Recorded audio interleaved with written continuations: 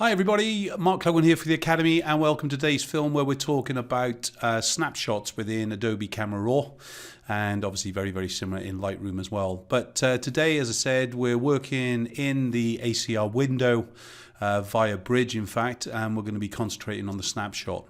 So snapshot is slightly different to a preset because obviously a preset is something that we define in advance.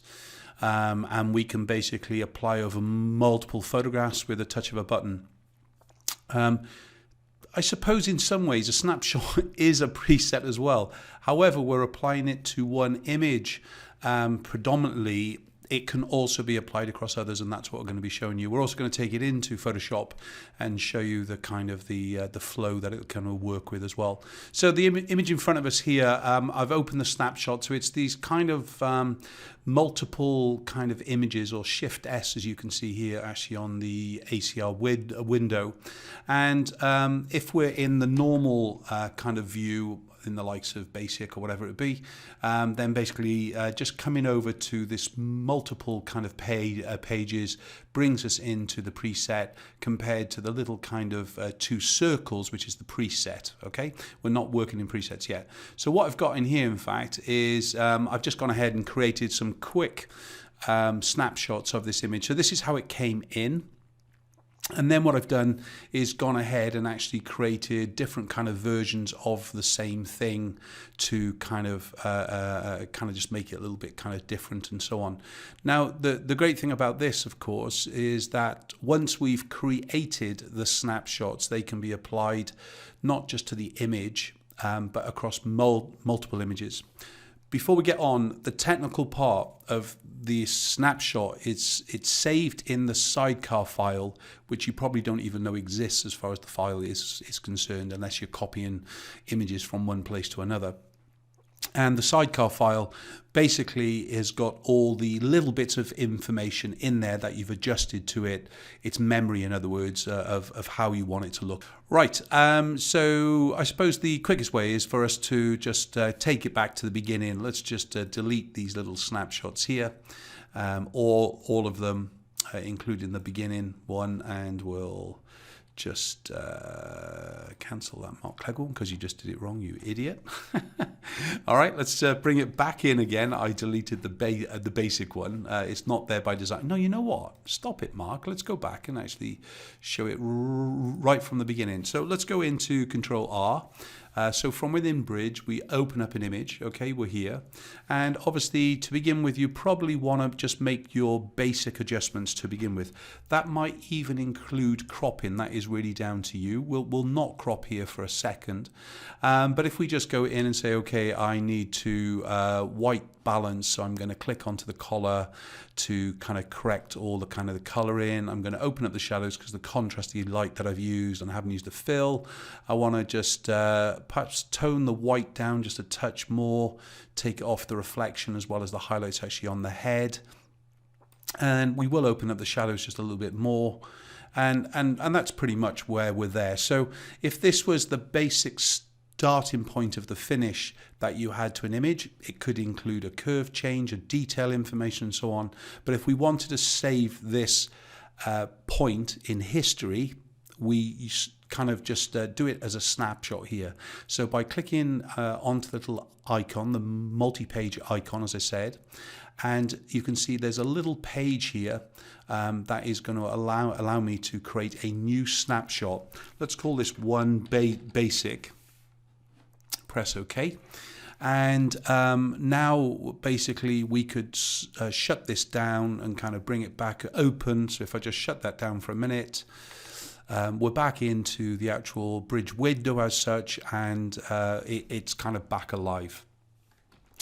But if we bring it back into the ACR window and we head over back again to the likes of the snapshots, you can see that that one basic now exists. We've created it. So let's do something kind of quite extreme on it so we can kind of see the difference. Let's exposure up, white's down quite a lot. Let's just kind of fill around with here. Let's go and add in an effect, which will be the vignette in perhaps. Let's just go and add in some adjustment brush as well. So bigger brush here. Let's paint across the jacket, increase the exposure there a little bit. Let's click new, and let's shrink down the brush as a touch. We'll just lighten that sleeve a little bit more, but not quite as much as the overall jacket. And then let's just do another one. We go in and basically shrink it down, and we'll just go in and kind of lighten all the hair just a little bit more. Remember, I've painted where I am, and then I've kind of opening that up. So at this point, I can go to the snapshot again and go to a new snapshot. So this would be 2 retouched, or whatever you want to kind of call it. Just going to press OK. And then let's make the next one say mono. So let's head back into the top section here, and we'll just cheat for a minute, and we'll just saturate out, okay? And then we'll go in and really increase the contrast. You'll be aware that usually I use the mono through HSL, okay? So I'll show you why I'm doing this now, okay? But just go into the blacks, taking down the whites a little bit more, taking down the highlights just a little bit more, and then let's go in and paint some of the hands up. So clicking into here, bigger brush again, make it quite large. Do all across here as well, and then we'll go in and adjust it. So this is what we kind of call image mapping, where you're kind of working on something, or you're kind of making a note of what you want to adjust before you even make the adjustments as such. Then clicking into new again, and at this point I'm going to just click into the face. Not quite so much exposure, but a little bit more in the contrast, a little less in the highlights. So once more, clicking into the preset here, clicking onto the new, and then 3 mono 1. And then perhaps you go in, okay, well, I want a little bit more control of the kind of the basics. So I'm going to step back to retouched, in fact, here, and go back into the basic window. And in this case, instead of working in just the desaturation that we just did, we want to work in the likes of the HSL. So if we click into the HSL, we click into saturation, and then we take all of these down to zero. I'd usually use a preset on this just to make it quick, because it's something that we do quite a lot. However, just to kind of demonstrate it. So straight away, we've got a kind of a neutralized, very gray image because of the things we've already done. Let's go back into the basic model first and just readjust the image to kind of match the contrast. I think we need to add in a medium curve. There's already one there anyway. That's good. We'll shut the curve back down again. Add in a more black down, more contrast up. And we're pretty much there. Let's make sure that vignette as well is doing its job. Not geometry, you fool. It's the effects we want. Vignetting. That's okay. And let's go back into the color mixer, the HSL, and let's start to see, well, we know that's a red background. So by sliding the red to the left, that's going to darken that red no matter what. So let's do that. We know the orange is the face, so we can lighten that here. There's a bit of blue in the suit, so we can darken the suit down or neutralize the suit or even lighten the suit by just the slider. So within here, you can see we've got a completely different kind of look and feel to this kind of monochrome. So let's go back again, clicking into the snapshot, clicking onto new, and just 4. And then this would be mono HSL. And so with all those adjustments in place now, because I saved it at the basic, that's what the basic adjustments were. Then we had the retouch version, if that's the version I want to go back to. Then I can actually go back to the mono 1. So that was just the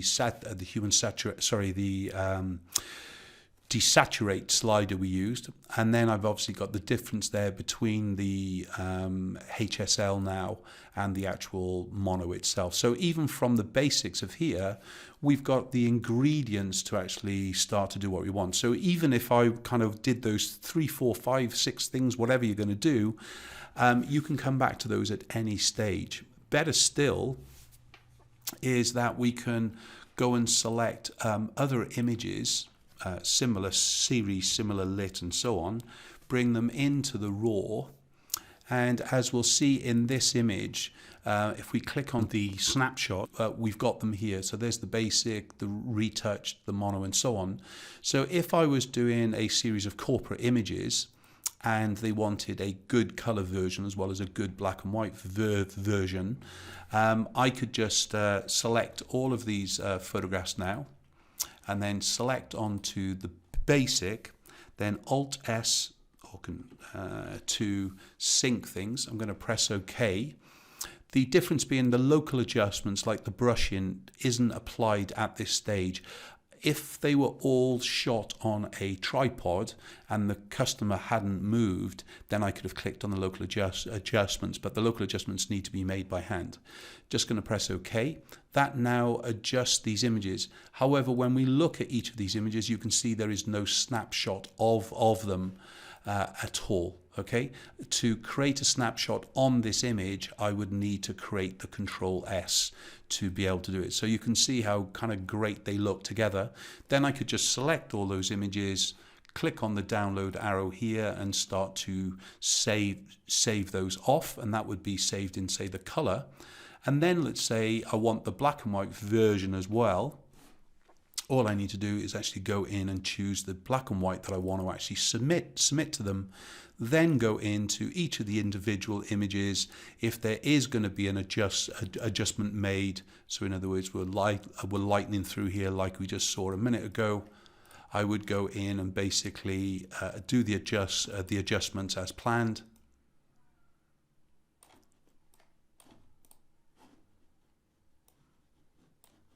Remember, I've got my new adjustment layer set to reset. To do that, it's this little box at the bottom here. If I wanted to apply the same adjustments, say we were adjusting the colouring on the suit the same, we would uncheck this and then it would actually keep the actual same adjustments that we just did. So again, just painting detail into the jacket more, a little bit into the hair as well. And so these still don't have a snapshot today because I haven't created one. So in this case, if I wanted to, if I didn't have a master, then I could actually go back and just save this one now as the monochrome. Because I'm adjusting so much with the likes of the adjustment brush, I would pretty much save a snapshot in each one of these images before I was actually doing the adjustment, especially for a commercial job where I want to be repetitive and come back time and time. So remember, all the real work technically is done in the one master image, and then we can just go from there. So let's just press done to that. Now remember that even though we've just made those adjustments to those images, if I bring them back again, okay, obviously I could reset them, but as this is my master image, if I control them once more, we go back into our presets and I pull them back into the basic mode, they're now done. Okay, so that basically has refixed the images back into the color versions that they were. So it's a quick way for you to actually kind of go backwards and forwards within the photograph. So let's go back to that original image that you saw at the beginning, and if I just go Control-R to bring it into RAW again, remember if we click onto the snapshot we can still see that these are here, yeah? And if we were to process this file into a JPEG or TIFF, of course, the RAW file still has the snapshot saved with it. So until you delete your RAW file or you delete the actual the snapshot alongside, this is in the sidecar file.